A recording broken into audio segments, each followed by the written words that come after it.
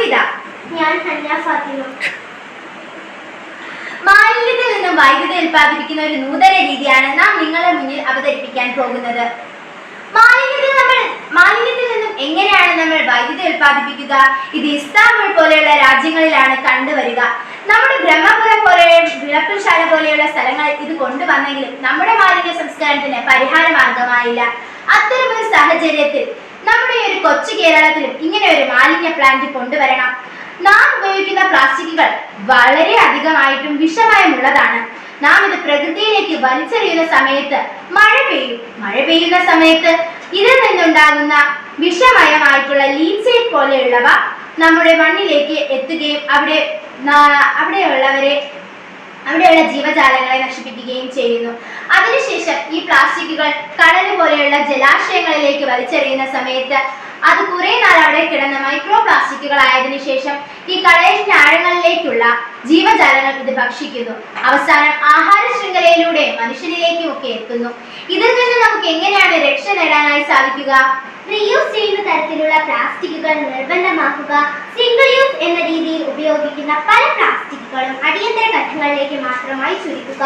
Recycle ചെയ്യുന്ന സംവിധാനം ഫലപ്രദമാക്കി മാറ്റുക. മാലിന്യത്തിൽ നിന്ന് വൈദ്യുതി ഉൽപ്പാദിപ്പിക്കാൻ സാധിക്കുമോ? സാധിക്കും. എങ്ങനെയെന്നാൽ ഒരു ദിവസം 3000 ടൺ മാലിന്യം നിക്ഷേപിച്ച് നമുക്ക് വൈദ്യുതി ഉൽപ്പാദിപ്പിക്കാൻ സാധിക്കും. അങ്ങനെയാകുമ്പോൾ ഒരു വർഷം 1 ബില്യൺ ടൺ മാലിന്യം നിക്ഷേപിച്ച് നമുക്ക് ഇലക്ട്രിസിറ്റി ഉൽപ്പാദിപ്പിക്കാൻ കഴിയും. എങ്ങനെയാണ് ഈ പ്ലാന്റിന്റെ പ്രവർത്തനം നടക്കുന്നത്? ആദ്യമായി മാലിന്യം ശേഖരിക്കുക. പിന്നീട് അവ വേസ്റ്റ് ബക്കറ്റിൽ നിക്ഷേപിക്കുന്നു. പിന്നീട് മാസി ബോയിലറിലേക്കും. ശേഷിക്കുന്ന മാലിന്യം 1000 ഡിഗ്രി സെൽഷ്യസിൽ ചൂടാക്കുന്നു. ഈ താപത്തിൽ നിന്നുണ്ടായ കൈനറ്റിക് എനർജി ഉപയോഗിച്ച് ഇലക്ട്രിസിറ്റി ഉൽപ്പാദിപ്പിക്കുന്നു. ശേഷിക്കുന്ന ചാരം ഉപയോഗിച്ച് സിമന്റ് ഉൽപ്പാദിപ്പിക്കുന്നു. ഇതൊക്കെയാണ് പ്രകൃതിദത്തമായ കുറച്ച് മാർഗങ്ങൾ. നാം ഉപയോഗിക്കുന്ന പ്ലാസ്റ്റിക്കുകൾ പോളിമർ വിഭാഗത്തിൽ പെടുന്നവയാണ്. അത് നാം പ്ലാസ്റ്റിക്കുകൾ കത്തിക്കുന്ന സമയത്ത് ഒരുപാട് വിഷമായിട്ടുള്ള വാതകങ്ങൾ പുറത്തു വരുന്നു.